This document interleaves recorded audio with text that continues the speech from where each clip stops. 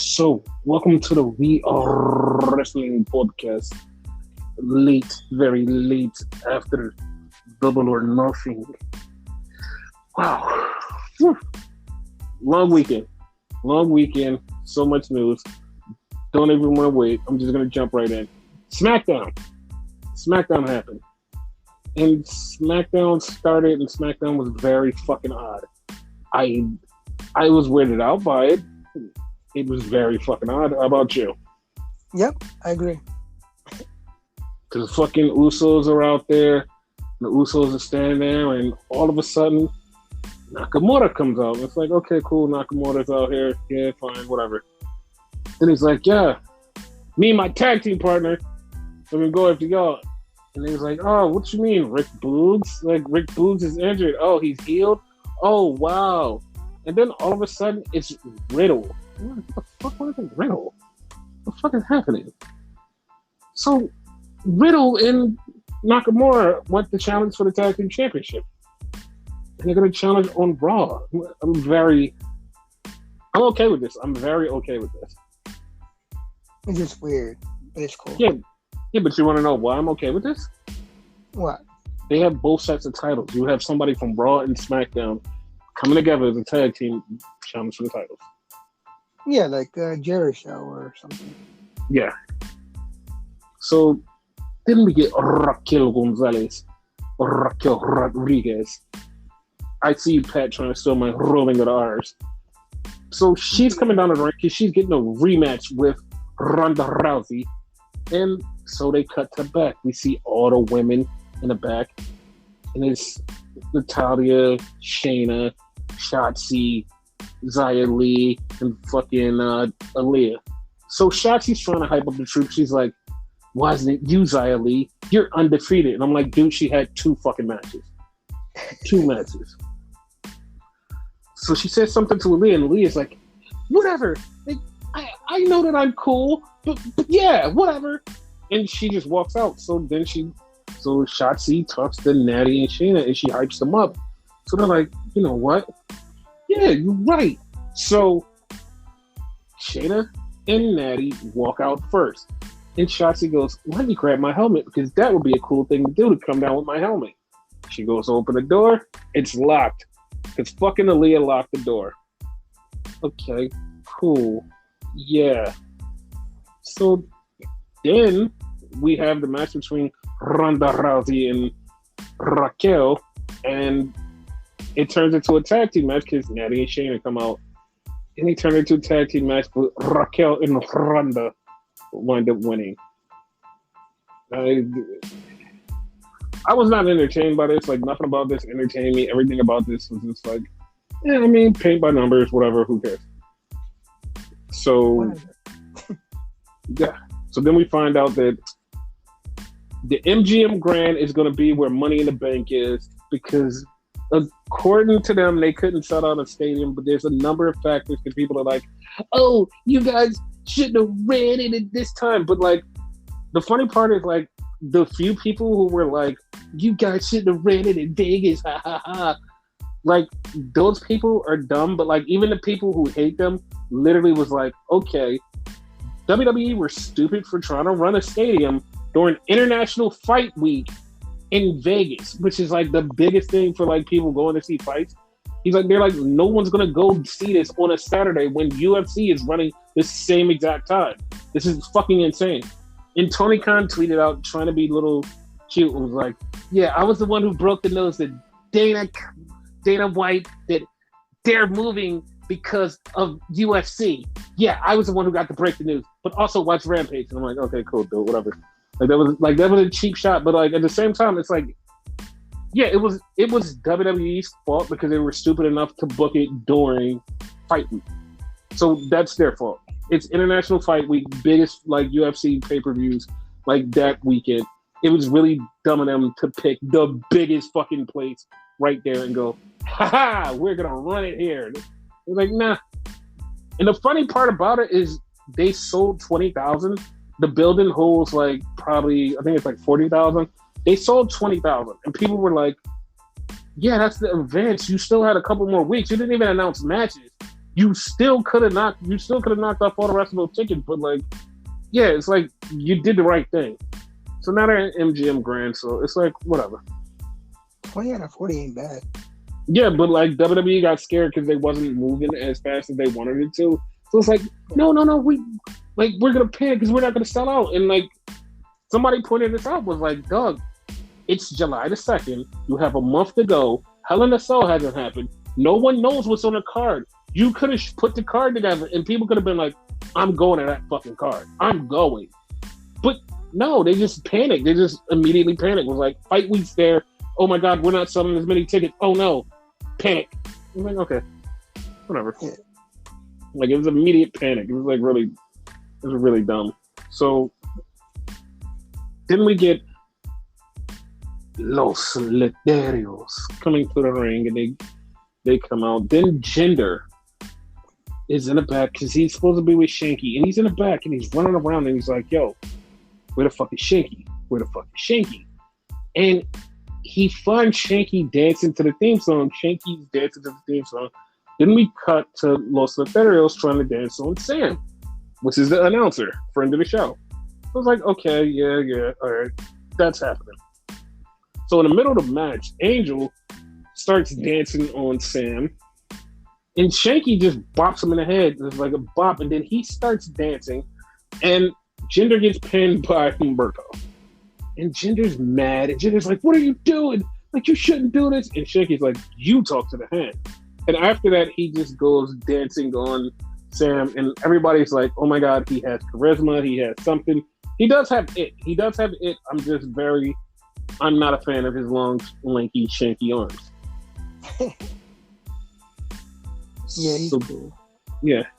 So then we get Adam Pearce, and he's talking to Max Dupree. You have to say it like that. You can't just say Max Dupree. You have to say Max Dupree. It's basically L.A. Knight, or what was his name before that? Like, yeah, it's just 3 syllables, just thing. So then we have Sammy and Kevin on Sammy's talk show. Yes, Sammy is from Raw, and he's on the talk show on SmackDown. And they're having this talk show, and Sammy and Kevin are just like, first they start agreeing with each other, and then Sammy gets mad. Kevin gets mad, and he just tells Sammy, you're not part of the bloodline. You suck.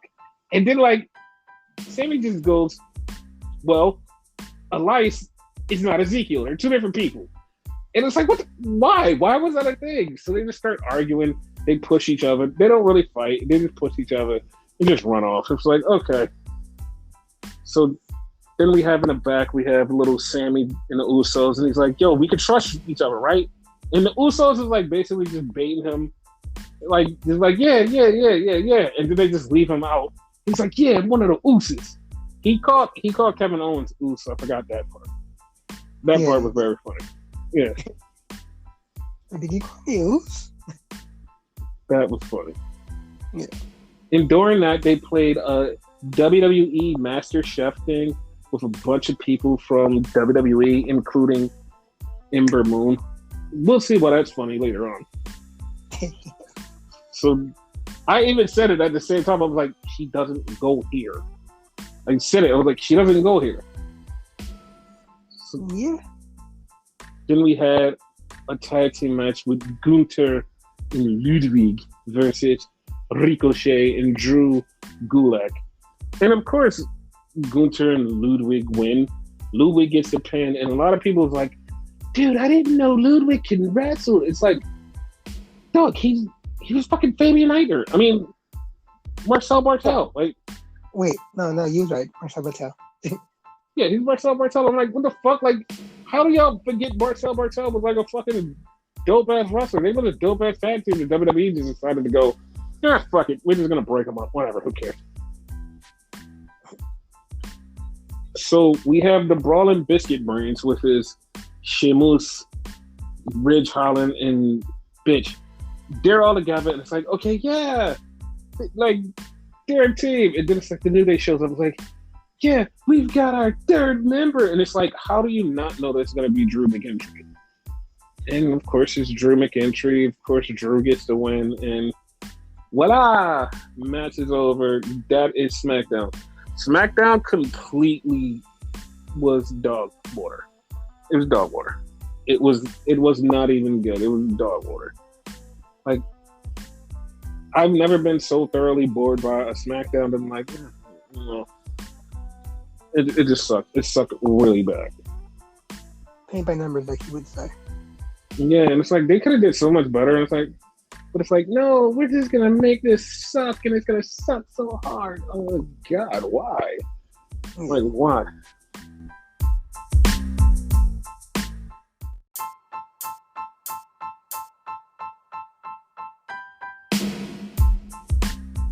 So then we had, well, before this we had Rampage. And I know you're like, well, what about Double or Nothing? Yeah, we have to talk about Rampage to get to Double or Nothing because it sets up stuff for Double or Nothing. Yeah. So the opening match was Bryan Danielson versus Matt Sydal. And going into this match, it was like, oh, this is a fucking throwaway. Fuck this match. This match is garbage. This match is going to be garbage.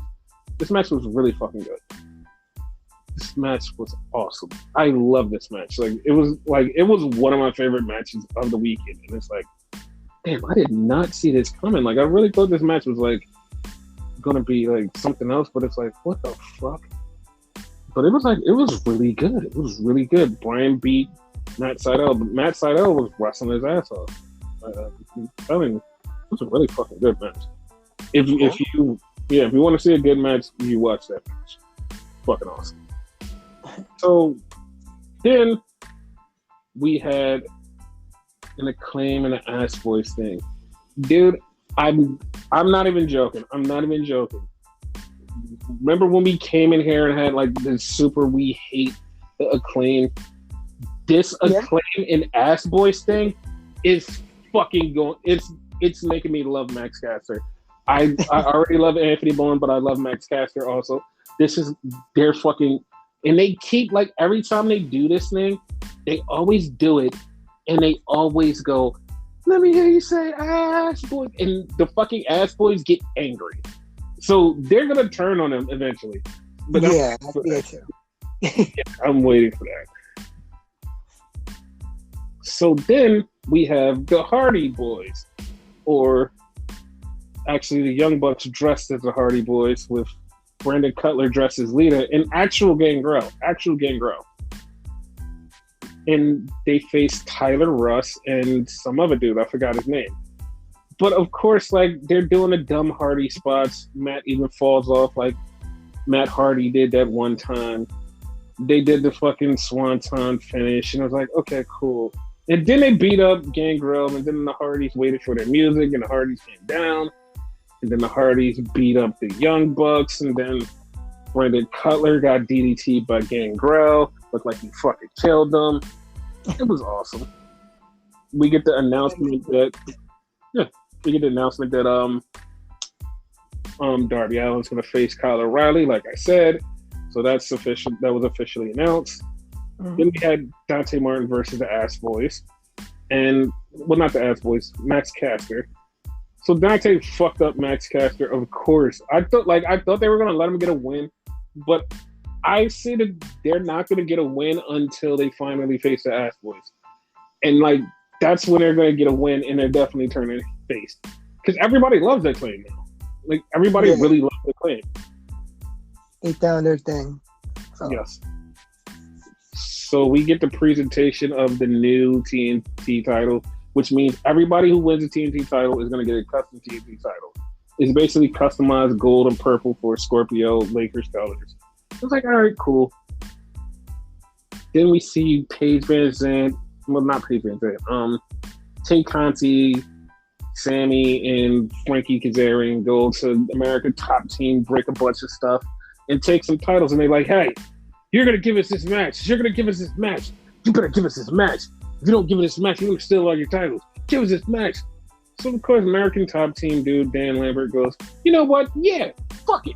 We're going to have a match. Triple threat match. I mean, not a triple threat. 6-man. I'm like, all right, cool. Fuck it. They're going to have a 6-man, whatever. Who gives a shit? So, then we have the main event. This main event was so fucking weird because it's Chris Statlander. Chris Statlander comes out and she's getting cheered. And it's like, yeah, okay, Chris Statlander's supposed to get cheered. Ruby Soho comes out. Ruby Soho's getting cheered. It's like, okay, yeah, they're both getting cheered. They're both faces. Bet. All right, cool. I love this. The match starts. So halfway through the match, people just turn on fucking Ruby Soho. It's like, why are y'all turning on Ruby Soho? They're booing. And like Chris Statlander, every time Chris Statlander got closer and closer to the win, they would cheer so loud. They're like, yeah, yeah, yeah. And every time Ruby got closer, boo, and would boo her out the fucking building. It's like, dude, what do you mean? It was so bipolar. And it was like, oh my God, they actually hate Ruby Soho. They booed her out the building damn near. And then all of a sudden, Ruby gets to win just this chorus of boos. It's just like, boo, boo. It's like, oh my God, why are y'all doing this? And Ruby's standing there, then Britt comes out. And literally, like, Britt Baker is the most hated. Britt is standing there on the fucking runway. She's not even getting half the boos that Ruby's getting. They're just completely shitting on Ruby Soho. Boo! It's like, dude, what the fuck is happening? But they really wanted Chris Statlander to win, and she didn't. And I understand, like, so this is what was pointed out to me from somebody who was like a deep lore AEW fan, and they said the reason that they were booing her was more because the AEW originals who's been there since day one, has been busting their ass, gets looked over for the new people, and they're upset about it. And I'm like, okay, I kind of see that. I was about to say that. Yeah, and then something that happens at Double or Nothing, like, it's like the total opposite of what that person said. And I'm like, yeah, but like you said that, but yeah, all right. And it's just like, just move on. So that happened. So everything was fine in the world. The world was going great until Saturday. Oh, it's a meet and greet. Oh, Samoa Joe didn't show up. Oh, what happened to Samoa Joe? He got double booked. Wait, why didn't nobody tell Samoa Joe that he was... Because it's a meet and greet. It's like Samoa Joe's supposed to be at the meet and greet. It's like, dude, I got double booked. Nobody told me I was supposed to be at this meet and greet. Damn, that's fucked up. I'm sorry. And everybody's like, oh, shit. Like, he just disappeared. And MJF disappeared. And it's like, okay, MJF just disappeared. What the fuck? Like, what the fuck is that about? Why did MJF just disappear? Like, why did he not show up at meet and greet? People paid thousands and thousands of dollars to meet him. Why didn't he just show up? People are calling him. He's not picking up anybody's call. He's not answering anybody's call. What the fuck is going on with MJF? Oh my God, MJF he's booked a flight out of Vegas to go to New Jersey. He's gonna leave. And everybody like immediately went to, oh, this is a work. And it wasn't a work. It wasn't a work. Nothing about this is a work. I know people are like, oh, it was a work. Nothing about what happened Saturday night into Sunday morning was a work. None of that was a work. Every bit of it, every little drop of that, Max leaving the fucking meet and greet, not picking up the phone, not doing anything. None of that was a work. Everything was serious. He's still angry about not getting paid the money he thinks he should get paid. And everybody has like their little, oh, well, you should get paid this if you sign this contract. But it's like, no, I deserve this raise now. And they're like, no, you're not going to get this raise unless you sign this contract. Max is saying, I don't want to do that. And they're like, well, then you just have to wait till your next contract and you're just going to not get paid. But the funny part is there's other people in AEW that feel the same way. It's like, yo, I was getting paid this. These people are getting paid this. Why the fuck aren't I getting paid? Like, I'm fucking carrying a company just like these people. And they're like, well, if you renegotiate your contract for an extension, I'll give you that. But until then, you're getting this. And Max is saying, well, I'm not going to do that. Because Max is smart. He's like, I want to play the field in 2024. Good. But the thing is, like, he wants the money. He wants this money now. and Tony's not going to give it to him. So I'm 100% behind Max. I'm not even joking. I'm 100% behind Max. Max deserves the money. He deserves it, and like he doesn't have to sign an extension. I don't care. I understand how business works. He doesn't need to do that. Max is a fucking star. Somebody else in that fucking like roster is making more than him and not fucking carrying the company the way that he is. Fuck you. He needs that money. He doesn't have to sign a fucking extension. Like, when his time comes, yes, you renegotiate for more money, but right now, he should get a pay bump. Like, he's busting his ass. He's fucking carrying the show. He deserves it. So I agree with everything Max did. And there were people there, and I'm gonna call it how I see it, because I love to do this. There's a lot of fake motherfucking wrestling fans out there that when Sasha and Naomi did similar things, like, oh, I'm going to stand up for what I believe in and just fucking walk off. They were like, oh my God, they're so unprofessional. And Max does it. It's like, yeah, no, he has a point. He has a fucking point. They're the same. They're doing the same exact thing. Like, one wants a fucking story to actually have cohesion and like, yo, this is what we want. We want this. Please give us this. Like, just give us this. And it wasn't even, the thing is, the Sasha and Naomi situation is blew way out of proportion that people are like, oh, this, and this happened, and this, and this happened. When if you actually know all of the facts, you'll be like, well, it's not that bad as everybody's making it seem. Oh, they left during the show. No, they didn't leave during the show. They left before the show. Shit happened before the show. And once the show started, they both said, well, we can't talk to Vince to get this fixed. We're leaving. And honestly, this is one of the stories that came out because Vince was talking through an agent, which is the person who puts together the matches. Shit was getting lost in translation. So none of what was getting conveyed between the both sides ever happened. So Sasha and Naomi never got to talk to Vince. They got to talk to the agent. They talked to Vince earlier in the day. They talked to the agents later on. Things got lost in translation. And when they couldn't talk to Vince, they said, you know what? We're not going to stay here and do this shit. We're out. And the match was already off.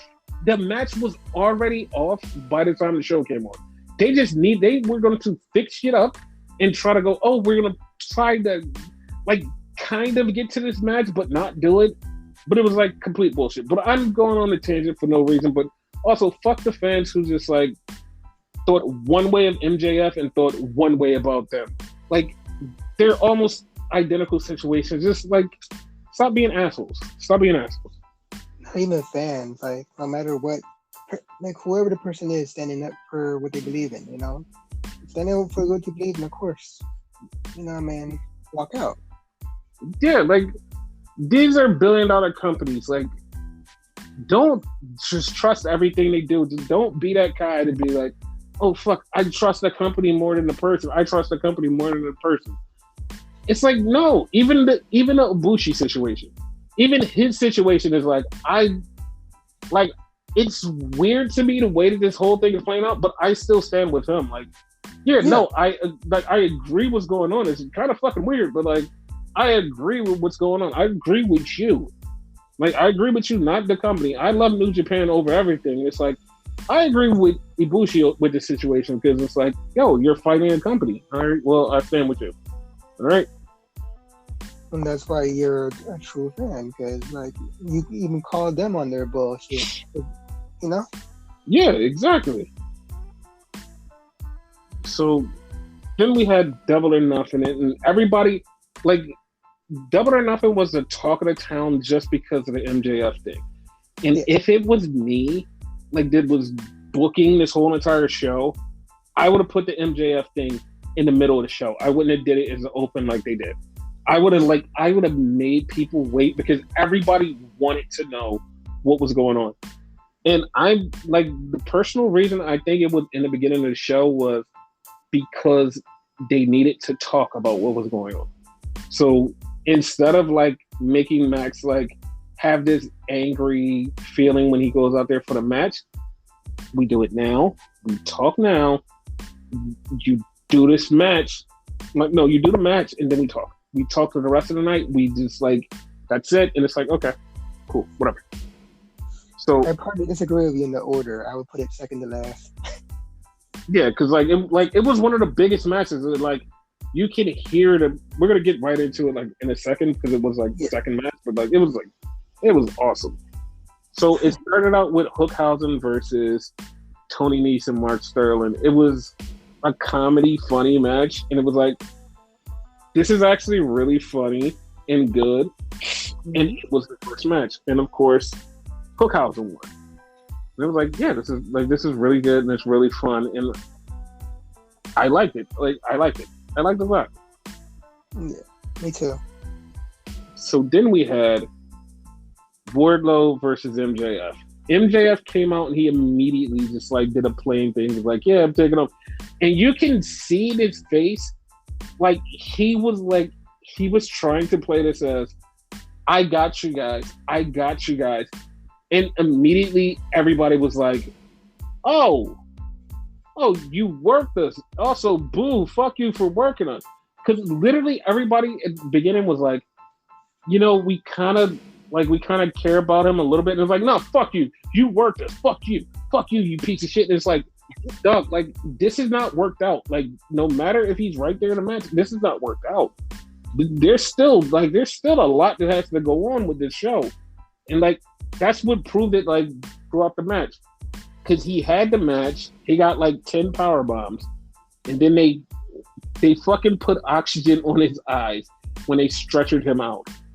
And how weird was that? That was so fucking weird. And they stretchered him out, he gave somebody the finger. And it's like, okay, did y'all write MJF out of the story? Like, is he gone? Like, what's happening here? It's like, yeah, it's gone. And they're like, okay. And then Wardlow finally gets signed to AEW. And it's like, okay. Yeah, he got signed to AEW. Like, he wasn't already signed. All right, whatever. Yeah, but that's kind of a trope with him. Like, you never know. He may not have been signed. Dude, if he wasn't signed, I'm pissed. And, like, the crowd was hot for that match. Like, they were like extremely hot. They just kept cheering. They were going off. They loved that match. They fucking were on fire. They fucking loved that shit.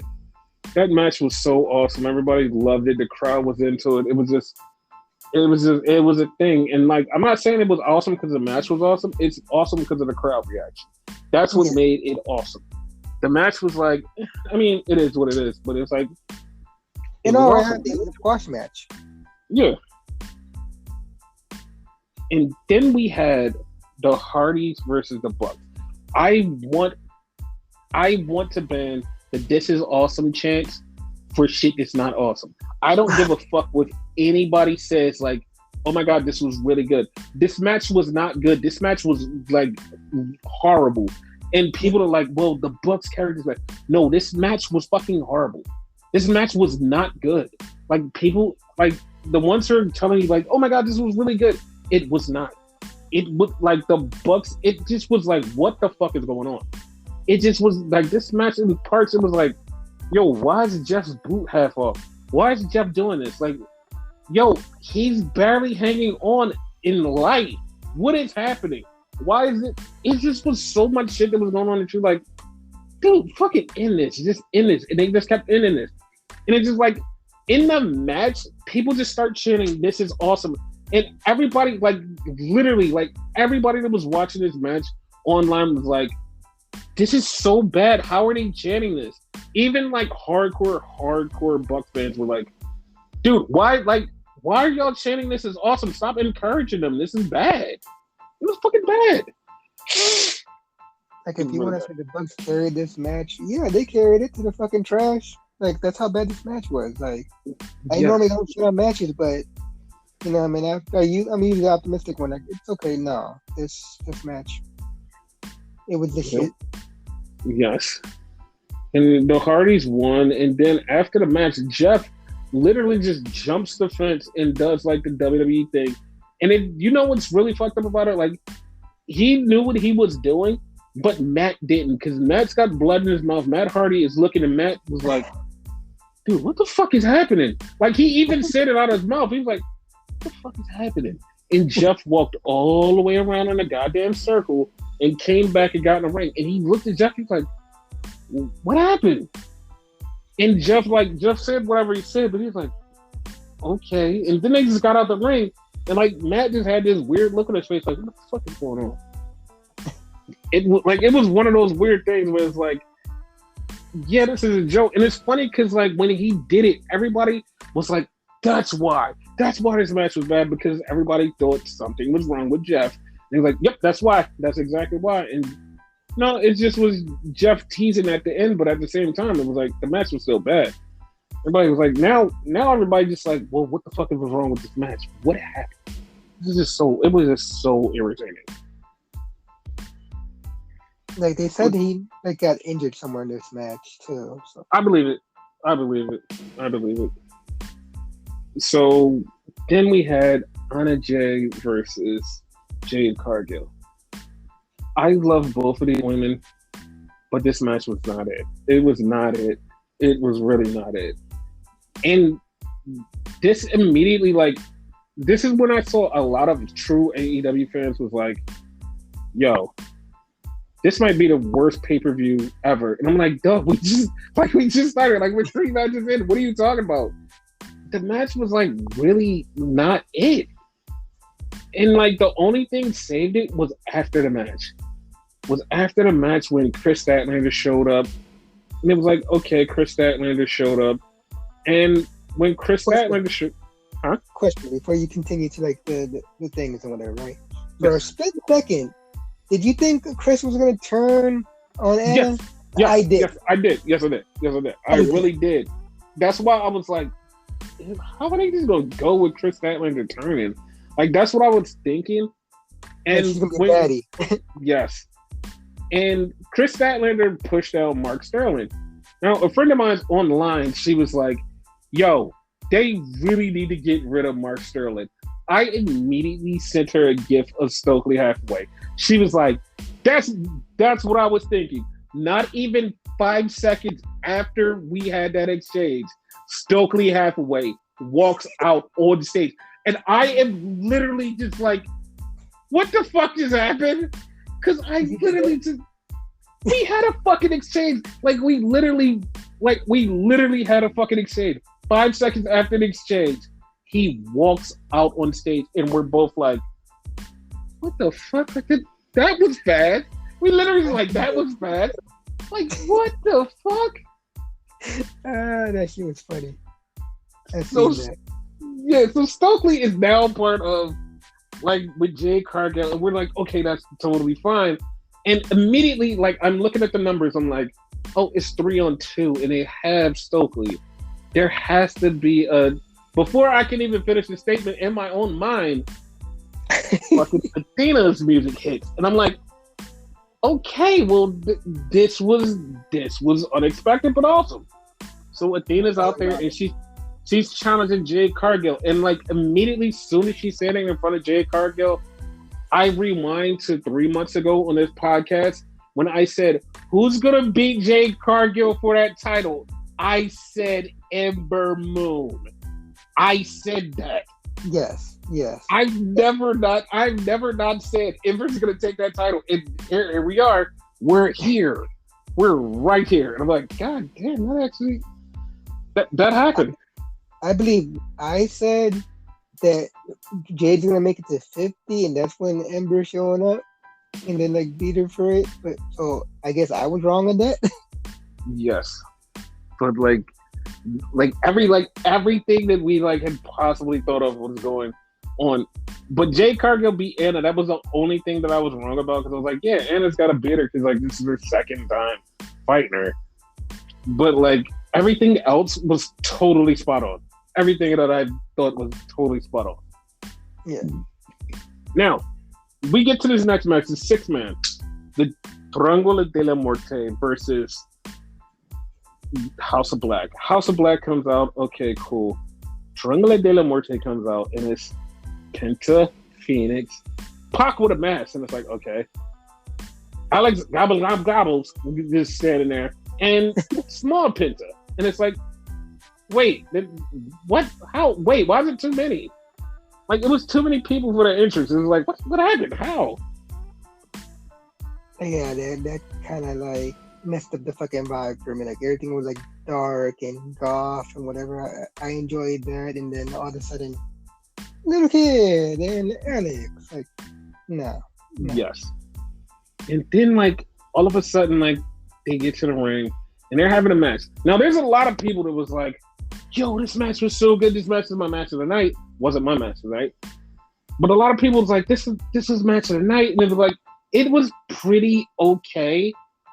And then it just, like, it was pretty okay. And then it just, like, completely fell apart.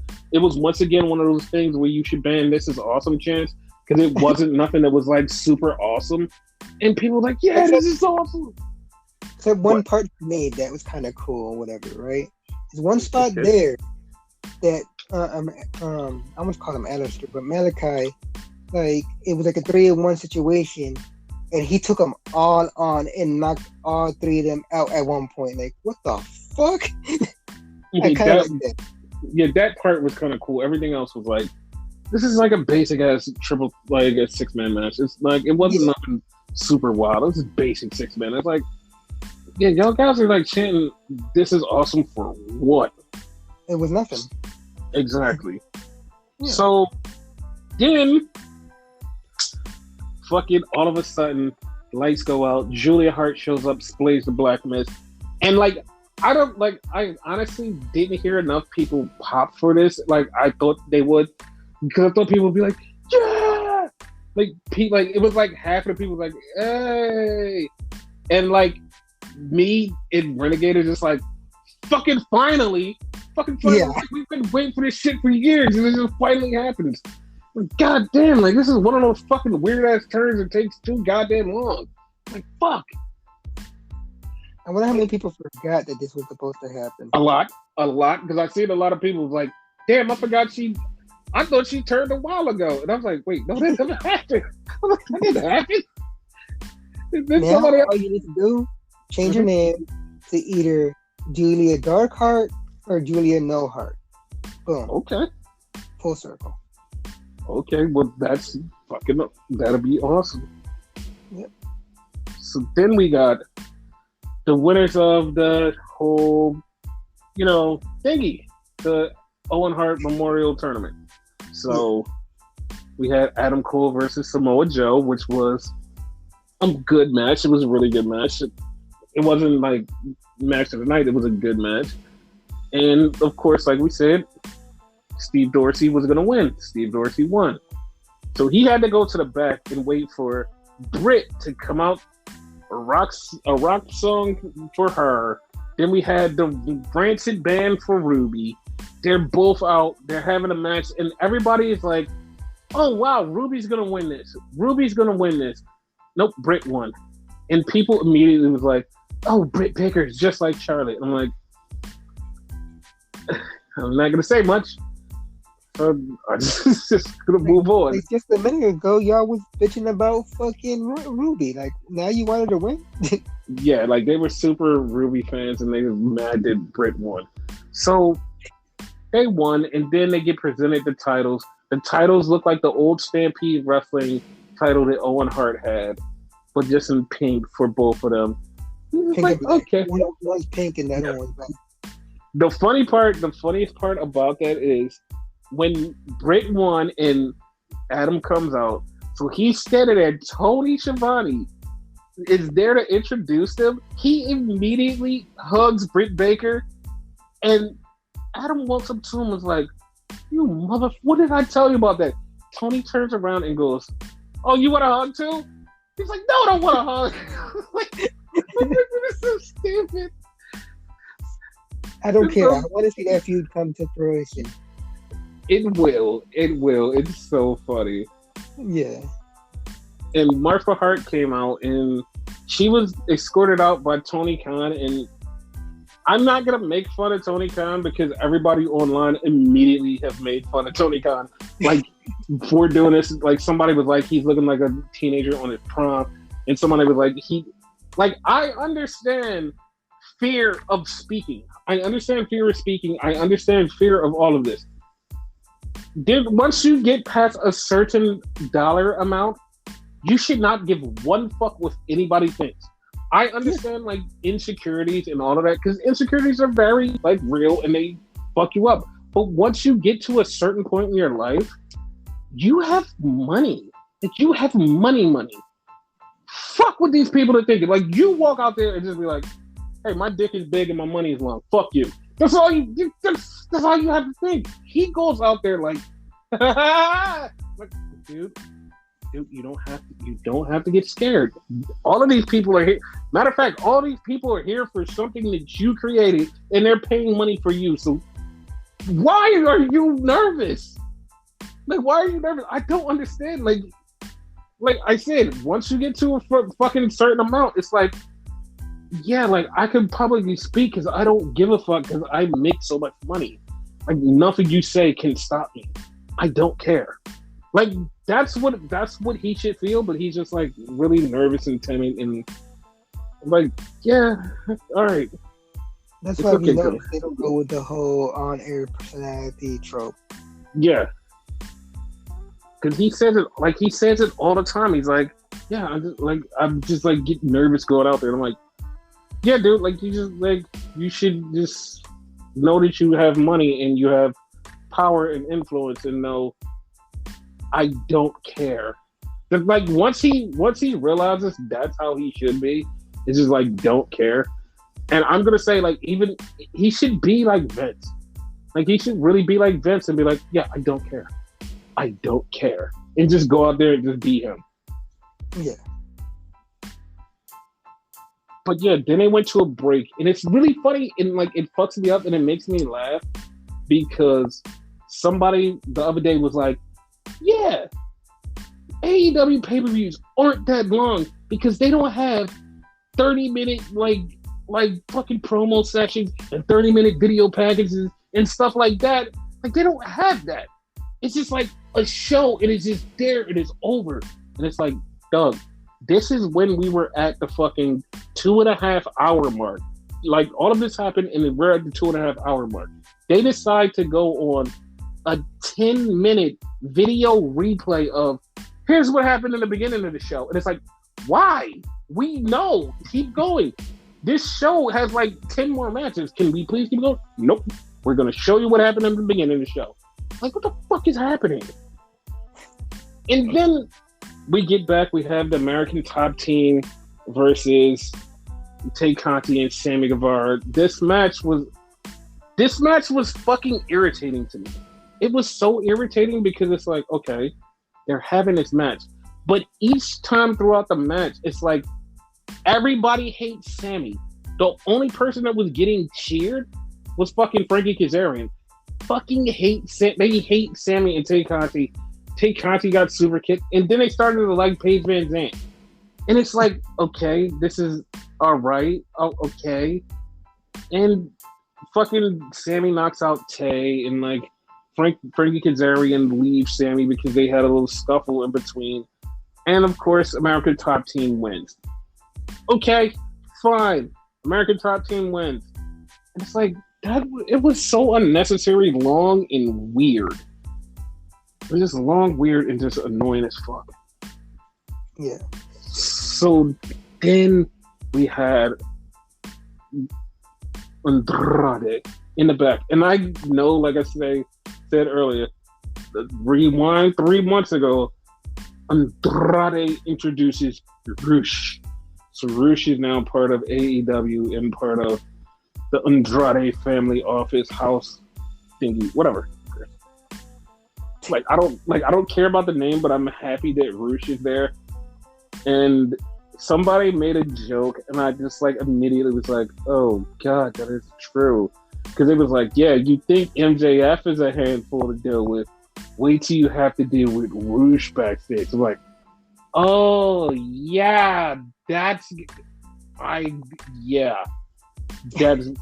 because he is a monster backstage with power and booking and he doesn't like and he throws fits. Like that stuff happened in CMLL and it happened in Ring of Honor, and it may happen here. It may happen here. Yeah. So yeah, that's the thing. So then we have what is my match of the night: Kyle O'Reilly versus Darby Allin. I enjoyed the shit out of this. This match was really good. Darby just was full death masturbation. He tried to do the running thing where he jumps at somebody on Kyle O'Reilly and went head first into the floor. And he was down, and it was so bad because he went down. Kyle O'Reilly is supposed to be knocked down. Kyle O'Reilly got up and said, "Is he okay?" The ref came out and checked on him and was like, "Yo, you living?" Somehow Darby got up and decided, "I'm going to keep going, and I'm going to do it on the other side." And Kyle O'Reilly was, "Fuck this. I'm not going to let you die. I'm going to catch you and choke you out, and then we're going to get back to the match, and I'm going to fuck you up some more." I was like, okay. Mind you, this is like 2 minutes in. Yes. And Kyle O'Reilly actually won the match. And a lot of people was like, has Darby ever won a pay-per-view? And I immediately go, yeah, no, yes, he did. He won one. He beat Cody. He beat Cody for the TNT title. I think that was at the pay-per-view. It was at the pay-per-view. Like just one fucking match. Then we had Thunder Rosa versus Serena Deeb. They had a match. And I lie to you not, I don't think anybody in the crowd even cared. Like, nobody in the crowd said anything. It wasn't like, yay, Thunder Rosa. It just was like, okay. And I'm also mad that Serena Deeb has some really good music. I'm mad that she has music, and I don't want to see her ever again, but she has like one of the best music in AEW. Yeah, and Thunder Rosa did win. She beat her. And I'm like, okay, fine, but like, what the fuck, dude? Like, this was so crazy. Then we had the Jericho Jerk-Off Society versus the Blackpool Combat Club. And the Anarchist Asylum match or whatever it is. And it's like, what is this? They came out through the crowd, they being the Blackpool Combat Club, comes down through the crowd. Fucking Jericho Jerk-Off Society comes out through the ramp and they start fighting, and Wild Thing is playing. Never stops. It just keeps playing. And everybody who are just like fans of ECW is immediately like, oh, this is just like New Jack. This is what this is. This is fun. And everybody started to like it because they reminded them of New Jack. And then it just got too fucking crazy. And I don't mean it got crazy because it was like out of control. It got crazy because it was so much happening that was so dumb that you're like, okay, like, can we wrap this shit up? Can we really wrap this shit up? Because at one point, like, somebody went down a fucking freight elevator. They jumped off this tall ass ladder. Like, somebody went through fucking barbed wire. The fucking ropes came down. And the thing that was bothering me the most about this was the fans. And I know you're like, wait, what's wrong with the fans? Nothing was wrong with the fans. The fans were all into it. The reason I say the fans is because the camera kept cutting to the fans. It literally, like, shit was going down. Cameras would cut to the fans. And you're like, dude, something happened. And it's like, nope, we're going to look at the fans. And then, like, they have to do it on a replay. It's like, but you could have just caught that moment in real time instead of just cutting to the fans. I'm like, nope, we're going to cut to the fans. And they just kept doing it. It was one time Daniel Bryan hit somebody, or Bryan Danielson hit somebody, and it's like, fan, it's like, he was literally in the middle of a move. Why did you stop? Oh, we had to catch the fans' reaction. After the shit goes, dude, listen, you can post the fans' reaction after the fucking move happens. Catch the move. Nope, we're going to catch the fans instead of the move. And I was like, what the fuck is happening? I was so WWE that fucking produces this show. I forget his name right now, but Kevin Dunn. It was that bad. Dude, what is happening? Like, it was literally, it was Bryan Danielson hit somebody with a finish. He hits him with the finish. It's one, cut to the fans. Two, and I'm like, he's pinning him. He's fucking pinning him. God, he's fucking pinning him. Then they cut back, and they're like, how did he kick out? What happened? And Jericho did kick out, and it's like, we could have missed the whole finish if you. I was getting madder and madder. It was pissing me off. And then Bryan had Jericho in a finisher. He had him in a submission. Eddie Kingston comes down covered in blood with a gas tank. Eddie Kingston unscrews the gas tank, and he just starts pouring gas on Jericho. And Bryan has him in a hole. Bryan is getting covered in the gas too. And Eddie Kingston pulls out a lighter. Bryan jumps up and is like, yo, what the fuck are you doing? And he's like, I'm going to burn this motherfucker. No, the fuck you not. You poured gas on me, bitch. I'm not getting burned. Fuck you. And they start arguing, and like they start fighting a little bit. Jericho and Jake Hager knock down Eddie Kingston, knock him out. And then they beat up Bryan. They fucking tied a ring rope in his mouth and put him in like a half crab. And Bryan doesn't submit. He just passes out. So Jericho Jerk Off Society win, covered in fucking blood. Because when they came out in white, I was like, yeah, they're definitely gonna win. I mean, they're definitely covered in blood. I was like, they're definitely gonna be covered in blood. And they were. I'm like, God damn, dude. Like, that was crazy. I expected them to win, but I know they were gonna bleed. Yeah, they were gonna bleed, because if you come out in all white in a big match like that, it's like, oh, you're definitely bleeding. You're fucking bleeding. So then we had the triple threat. Jungle Boy Luchasaurus versus Limitless Swerve versus Team Taz. So the match is going, and the match is like, it's getting good, and then they throw Christian into the fucking steps, and Jungle Boy goes to check on Christian. I'm like, okay, this is happening. It's happening. Because, like, Jungle Boy gets back in the ring, they start fucking up Jungle Boy. I'm like, okay, he's going to blame it on Christian. And it's like, no, that's not what happens. Okay.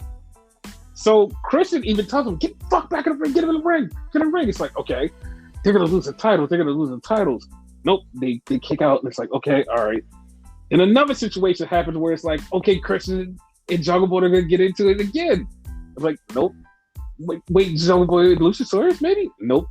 They keep teasing it, and like it's like I kept biting on every one of them. I kept biting on every little hook that they kept setting, and all of a sudden, Jungle Boy and Luchasaurus win the match. I'm like, huh?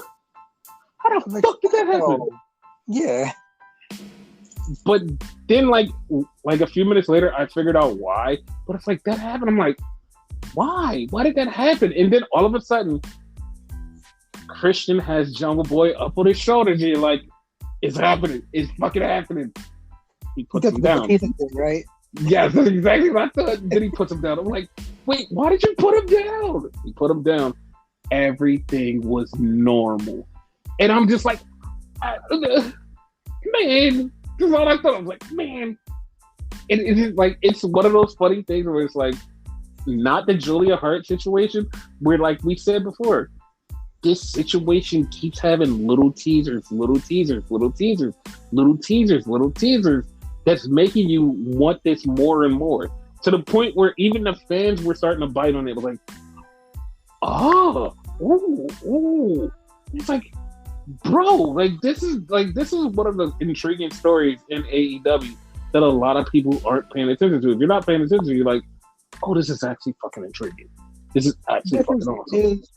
You see, like, the Jungle Express, like, every week, if not every other week, and they'll hint here and there. You know what I mean?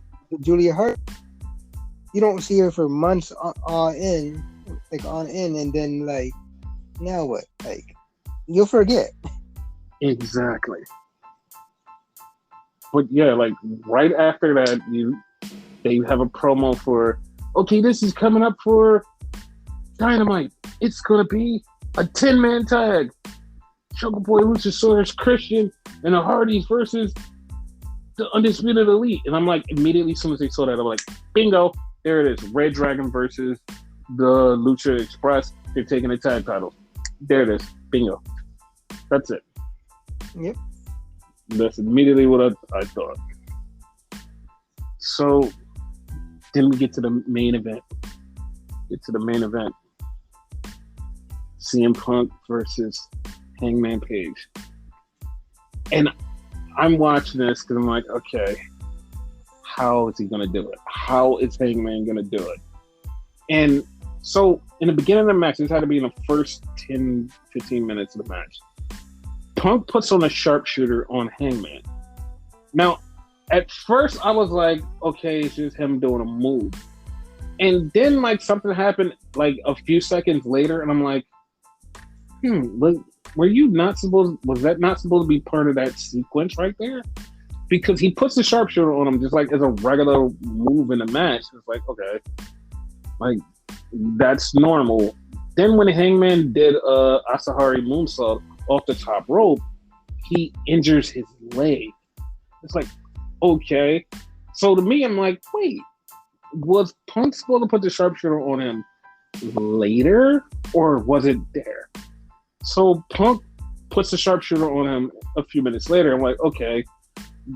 He went, like, people are like, oh, he went back to it. It's like, no, he injured his leg. That's why he went to it. And also, what's up with everybody with the shitty sharpshooters today? Like, everybody who put on a sharpshooter was completely garbage. Like, not one good sharpshooter today. Not at all.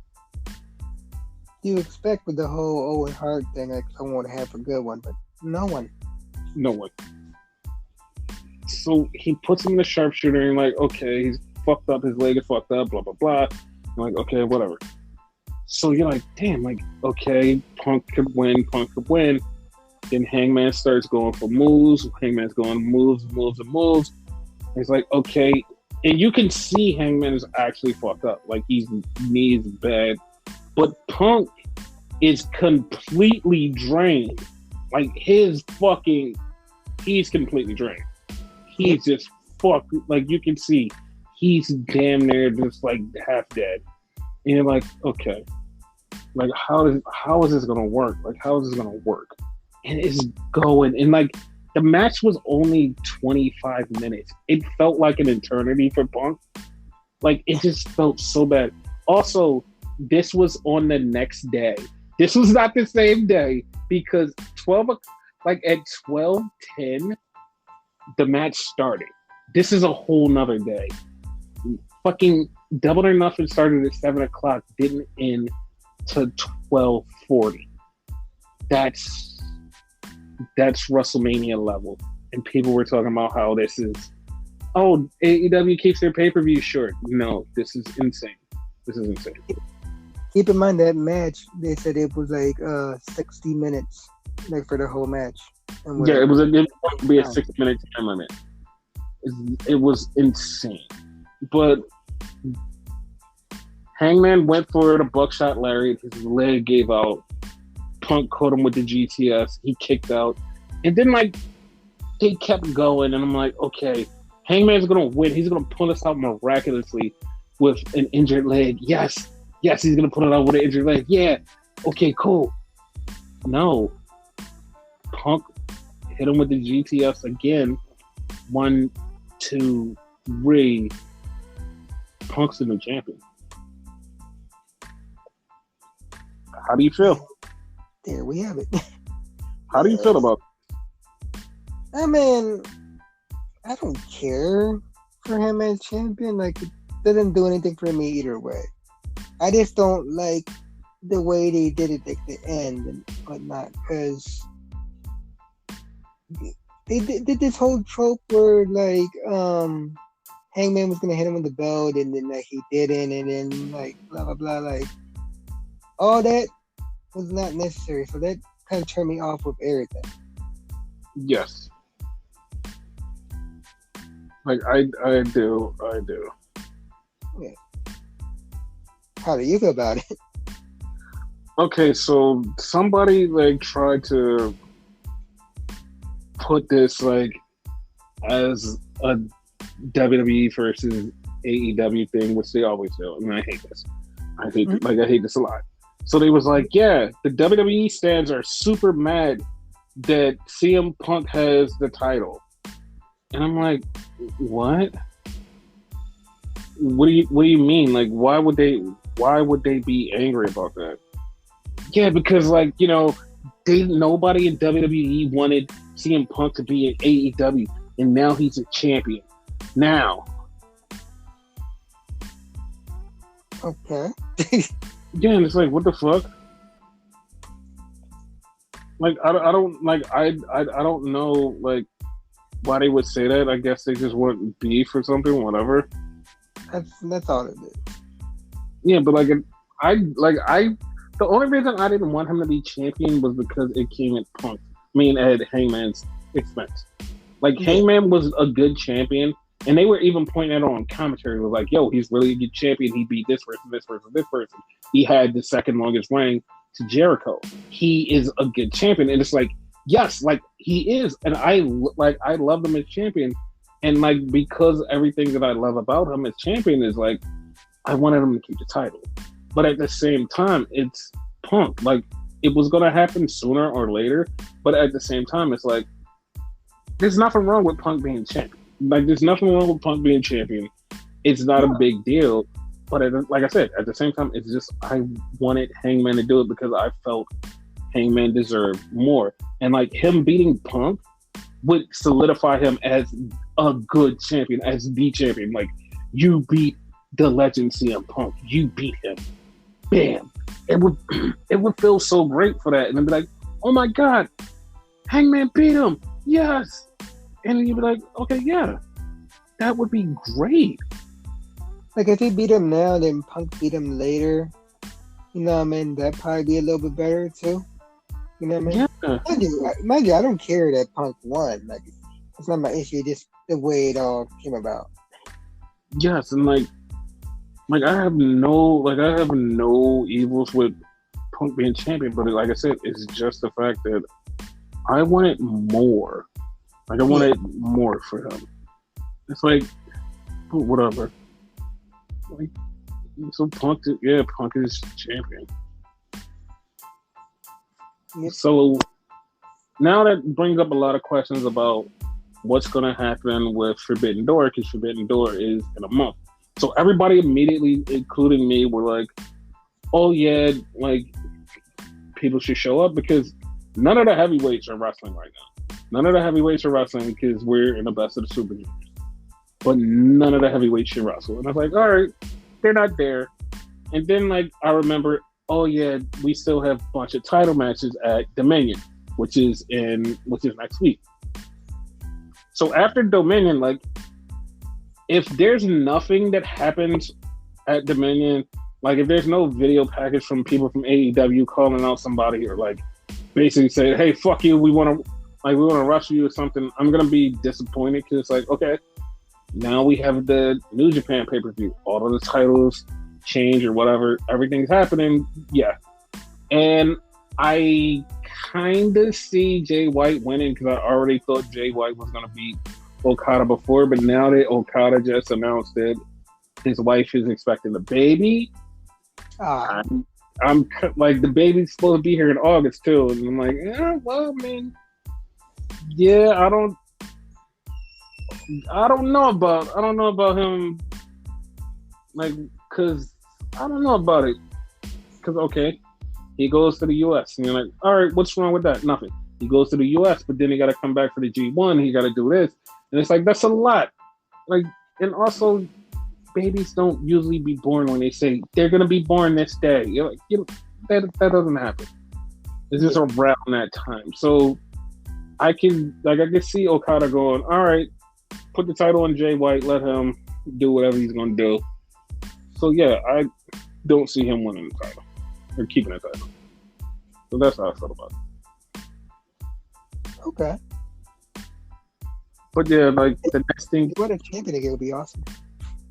I mean, of course Jay White's gonna be champion, because like, Jay White, one of the things that like made me immediately go like, I think Jay's gonna be champion, is when he cut that big promo when they did the whole Forbidden Door thing, and he kept saying like, when New Japan had a big show before I was world champion, and I sold out the building. And he kept saying it, and he kept saying it, he kept saying it, and it's like, yeah, that's true, you were. Yeah, that's true, you were. And it's like, oh, the more and more he kept saying it, and then he wind up becoming number one contender. It's like, yep.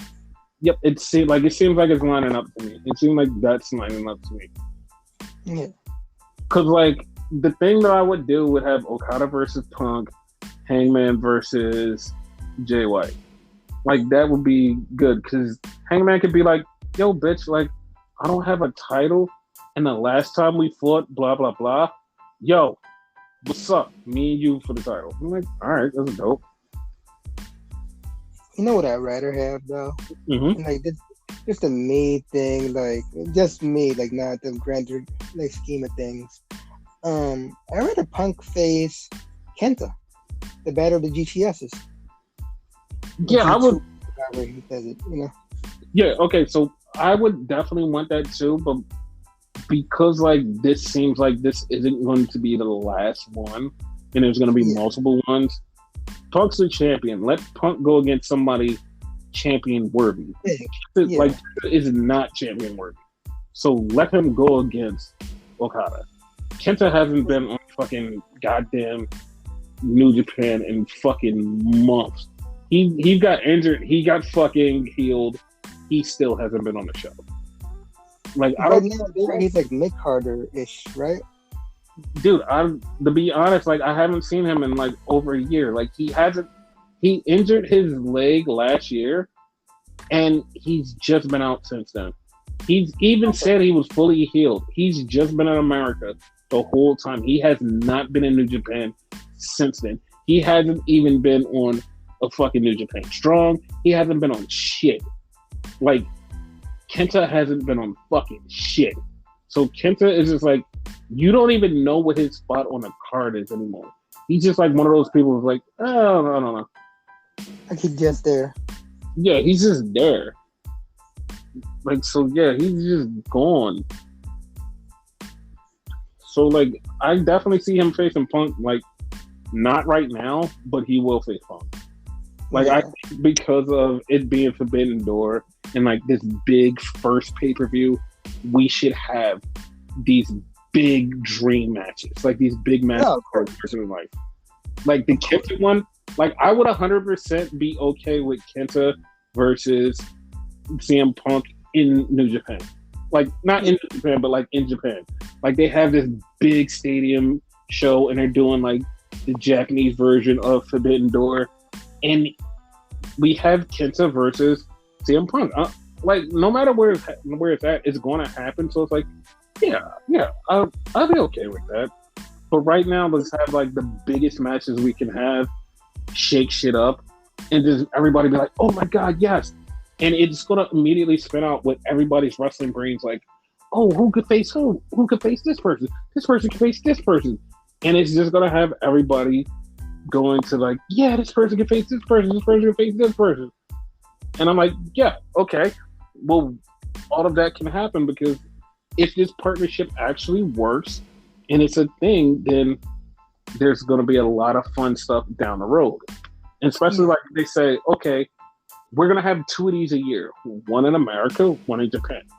Everybody's going to be like, all right, well, there you go. There you go. Like, we have all the stuff that we need. So, yeah, like that works. Yeah. That's why I said it that way, you know what I mean? Like, for me, you know what I mean? Because I know in the grander scheme of things, there's more important matches for this particular one, you know? Mm-hmm. Like, you're not going to fuck around and have Evil there versus, I don't know, who would be like Adam Cole or something, you know? No, you have Evil against anybody, like, immediately everybody who watches the show is going to be like, I fucking hate you. Like, whoever announces it, they're just going to say, I fucking hate you. That's it. That's what they're going to say. I fucking hate you. Yeah. And the best of the Super Juniors are, like, getting down to the end. Like, I think it's, like, one more show until the end. Yeah, one more show on Tuesday. And then, like, the finals are on Friday. But, like, It's already down to like 3 people in each block, and we're like, oh well, too many combinations and to do. But Ace Austin is doing fucking amazing. Ace Austin, he's doing amazing, and like the funny part about it is like I didn't see him being this big of a star in New Japan. Like we talked about him way before he ever got hot when he was in fucking MLW. We was like, yo, he's fucking awesome. Then when he went to Impact for the very beginning, we were like, yo, Ace Austin is awesome. Like, and I didn't see him like becoming this big of a star, and he's there. And him and fucking Alex Zane, they showed the fucking line for their meet and greet. Do you want to know how small their line was? Yeah. How small their line was? Their line started with them all the way around the fucking venue. Like, people were in the fucking venue. It was a line all the way around the fucking venue just to meet them too. And it's like, what the fuck? And it was a little kid, and they were sitting in the fucking audience. And Ace Austin, like after he wins, like he'll take his card and just like throw it on the audience. And like this little kid caught his card, and they're just like so excited, like, yay! I got his card. It's like, dude, he's over like shit. Like when he comes out, he gets cheered. Him and fucking Alex Zane are 2 of the fucking biggest stars of this fucking show. And I'm like, how? Like they're on fire. People are in love. Because Austin's a face over there, right? Yes, like he's a face over there. Like he's a face. Him and Alex Zane are like faces. Like they're like 2 of the biggest faces.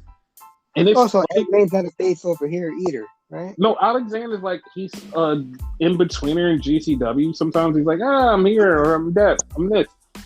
But over there, they are fucking faces. They are like rock stars, and it's insane because it's like I didn't see people taking to them the way they did, and because them absorbing themselves in the culture and being like, "Yo, I want to learn and I want to be around this stuff."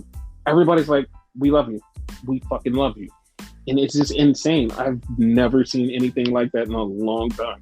Like, there's been so many. Character, like he's such an asshole. The character. Yes, like there's been so many times people that come over from fucking America and people just be like, okay, whatever. But this is like one of those times where everybody's like, yes, like this is a fucking star. And I'm like, at first I was like, oh, is it just because Americans are coming over for the first time? Maybe that's the reason. They're like, no. We actually like them. Like Ace Austin, like wrestling, they was like, yo, he's doing moves that we haven't seen in so long. Like him and Alexander just like doing these crazy ass moves, and they're like, oh, this is what we've been missing. Fucking Teton is a fucking star. Teton is a star in Mexico. He shows up there. Teton is like, oh yeah, Teton. Alexander, yeah. Like, dude, Teton is a fucking star. He has a fucking title. He's fucking awesome. No, he's not Alex Zane or fucking Ace Austin. I'm like, what the fuck is happening? Current X-Division champion in Impact. He's hopefully he gets his dad and gets the world title. I doubt it, but yeah. I mean, we wanted him to win the world title before, but like they decided no. Yeah. I mean, he's definitely gonna face Taiji Ishimori for the IWGP Junior Championship. That's gonna be awesome. He beat him in the tournament. And usually when you beat the champion, you usually get a title shot. And they said something on Impact, and I caught it, but I was like, wait, what the fuck? Because they were talking about something on Impact, and they said, like, yeah, Ace Austin beat Taiji Ishimori. They was like, yeah, maybe one day Ishimori can come over here and defend the title. They were like, yeah, because he's got a match coming up later on this summer. I'm like, it'll probably happen this summer. I'm all for it. Intriguing. Very intriguing. Yeah, so we're gonna wrap this up because this is very late and long, and yeah, this 18-hour double or nothing is gonna have to stop. I know they wanted to be there WrestleMania. It has to stop. It has to stop. So, yeah, guys, we'll talk to you at our regular scheduled time next week, and then fucking helly Christ, we have shows next week, and we'll get to that also next weekend. But yeah, all right, guys, bye. We'll see you. Bye. Bye.